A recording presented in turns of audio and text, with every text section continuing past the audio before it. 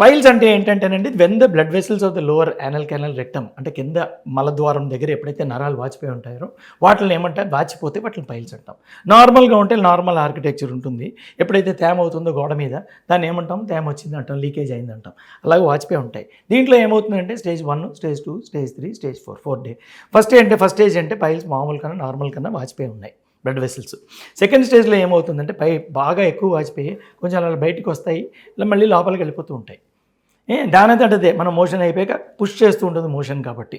Third స్టేజ్లో ఏమవుతుందంటే అండి, బయటికి వెళ్తాయి, అవి రావు, మనం కడుక్కున్నప్పుడు తోస్తే వేళ్ళలో లోపలికి వెళ్తాయి. థర్డ్ స్టేజ్ మీరు అర్థమైపోతుంది, మీకే అర్థమైపోతుంది. ఇప్పుడు ఫోర్త్ స్టేజ్ అంటే మీరు మోషన్కి వెళ్తారు, అన్నీ అవుతుంది, తోస్తారు గీస్తారు, ఏం చేసినా బయటే ఉంటాయి. ఇది స్టేజ్ 4. సో స్టేజ్ 1 and 2 ఏంటంటే మనం మెడికల్గా మేనేజ్ చేయొచ్చండి. 3 and 4 definitely it goes for surgery.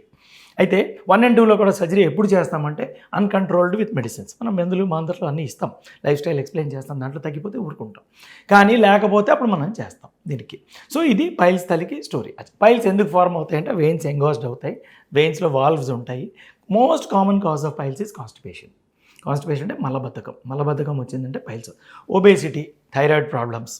Obesity అంటే ఎక్కువ లావ్ అవుతారు, దానికోసం మీకు ఇది అవుతుంది. థైరాయిడ్ ప్రాబ్లమ్స్ అవుతూ ఉంటాయి. కొన్నిసార్లు కొన్ని మందులు వేసుకుంటుంటే పైల్స్ వస్తూ ఉంటాయి. ఇన్యాక్టివ్ లైఫ్ అంటే మనం అస్తమానం రోజంతా కంప్యూటర్ కూర్చుంటే ఇక్కడే కూర్చుంటాం. అలాంటప్పుడు మనకి దీనికి ఇలాంటి సెడెంటరీ లైఫ్ స్టైల్ వీటిల్లో పైల్స్ మనకు వస్తాయి. లేవడం, తిరగడం, నడవడం, యాక్టివ్గా ఉండడం, కొంచెంసేపు 45 minutes ఎక్సర్సైజ్ చేయాలి అని doctors prescription. World health organization has said every day 45 minutes exercise. అంటే సింపుల్ ఎక్సర్సైజ్ మీ బాడీ స్ట్రక్చర్ బట్టి మీకు ఎలాగ అవసరం బట్టి. ఏంటి అంటే కొంచెం వాకింగ్ చేయొచ్చు, కొంతమంది జాగింగ్ చేయొచ్చు, కొంచెం ట్రెడ్మిల్ చేయొచ్చు, కొంతమంది వెయిట్స్ చేయొచ్చు. ఇంకోటి జ్ఞాపకం ఉంచుకోవాలి, జిమ్కి వెళ్ళి వాళ్ళందరికీ ఒక సూచన ఏంటి అంటే ఎక్కువ వెయిట్ లిఫ్టింగ్ సడన్గా మనం రోజు గ్రాడ్యువల్గా పెరుగుకుంటూ వెళ్తే ఏమీ అవ్వదు. జిమ్ చేసుకుంటే ఎక్కువ చేస్తే సడన్ రైజ్ చేసినప్పుడు కిందేమో మీకు పైల్స్ వచ్చేస్తాయి. One of the very important cause. Secondary piles అంటాం. సెకండరీ పైల్స్లో ఏమవుతుందంటేనంటే ఏదైనా రోగం ఉంటుంది లోపల, దాని నుంచి పైల్స్. నేను కాక మొన్న 2 days back only had a patient, పెద్ద పేగుల్లో క్రోన్స్ డిసీజ్ అని ఉంది, కిందేమో ఆయనకి పెద్ద పెద్ద పైల్స్ ఉన్నాయి. It is secondary to that. కొంతమంది ట్యూబర్క్లోస్, కొంతమంది క్యాన్సర్, వీటి నుంచి సెకండరీ పైల్స్ వస్తాయి. కొన్నిసార్లు బ్లడ్ డిసార్డర్స్ ఇలాంటివన్నీ ఉంటాయండి. మెడికల్ కాజెస్ ఆఫ్ పైల్స్ అంటే కొన్ని మందులు వేసుకోవడం, బ్లడ్ డిసార్డర్స్ అంటే ఇలాంటి వాటిలో బ్లీడింగ్ అవి వచ్చి అన్నీ వస్తుంటాయి. So these about the grading of the piles and this. Next, what do you do when you have piles? మీకు మొలలు వచ్చింది అని ఎలా తెలుస్తుంది? ఫస్ట్ ఇంపార్టెంట్, మొలల తాలూకు సిమ్టమ్స్ 4 దొడ్డికి మీరు మలం విసర్జనకి వెళ్ళారు, దాంట్లో రక్తం కారింది. ఇనీషియల్గా 1 డ్రాప్, 2 డ్రాపులు, 3 డ్రాప్ మైల్డ్ అంటాం. సర్రమని కారిందంటే ఎక్కువ అంటాం. ఎక్కువ ఏంది వచ్చిందంటే వెంటనే డాక్టర్ దగ్గరికి వెళ్ళాలి.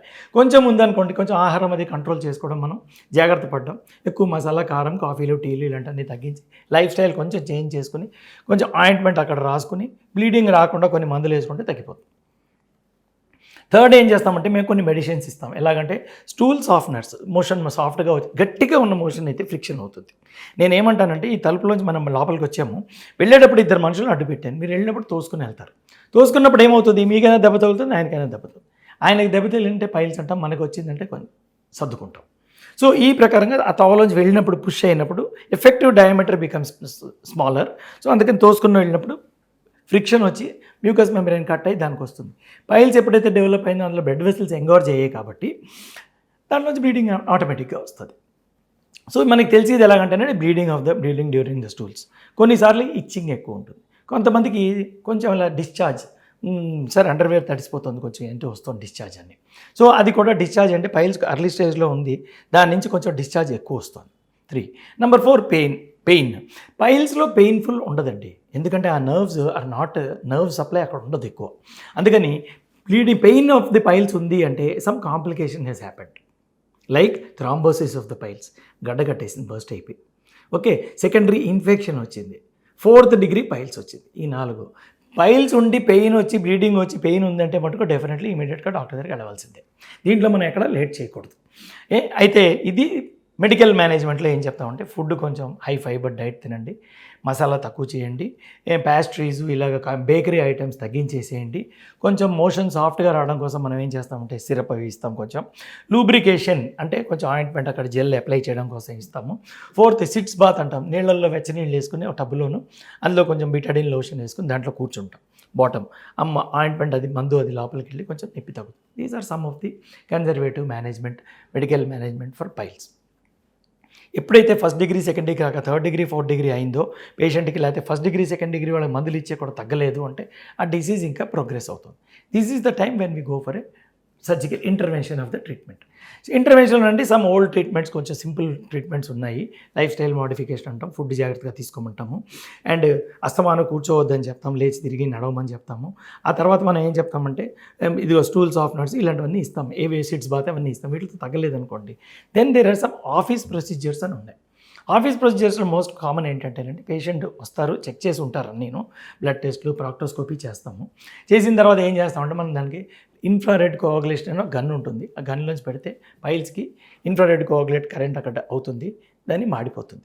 మాడిపోతే ఇప్పుడు ఈ బ్లడ్ వెసల్ మాడిపోయిందంటే మనకి హీట్ థర్మోకోఆగులేషన్, ప్రోటీన్ డీనాచురేషన్ అంటారు. అవి కాలిపోయి ఉంటాయి, ఇలా లావుగా ఉన్నది సన్నంగా అయిపోతుంది, మాడిపోతుంది, గ్రాడ్యువల్గా మాడిపోతుంది. ఫస్ట్ డిగ్రీ, సెకండ్ డిగ్రీలో చాలా బాగా పనిచేస్తుంది.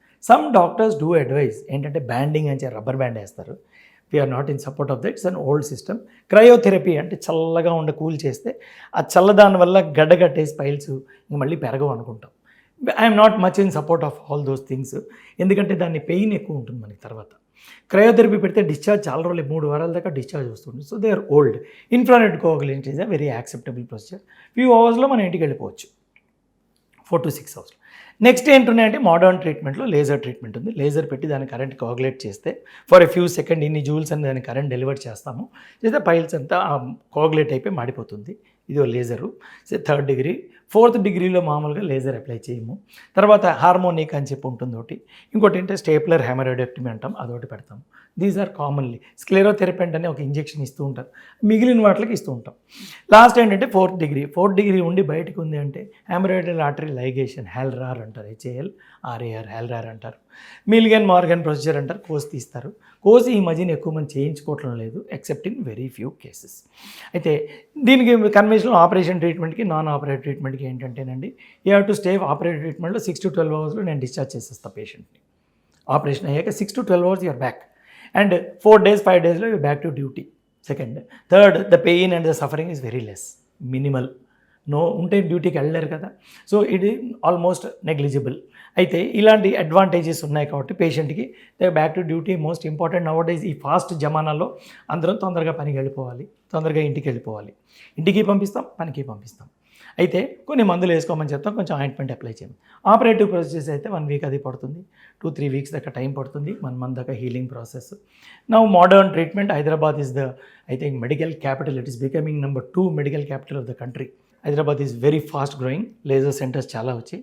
ఓన్లీ వన్ థింగ్, మీరు కొంచెం చూసుకుని చేసుకోండి, డాక్టర్ ఎక్స్పీరియన్స్ ఉందా లేదా. ఆయన 4 questions అడగండి. What is this success rate, what is the chance of failure. ఒక డాక్టర్ చేసే ముందు కళ్ళు మూసుకుని మనం వెళ్ళొద్దు, జంప్ చేయొద్దు.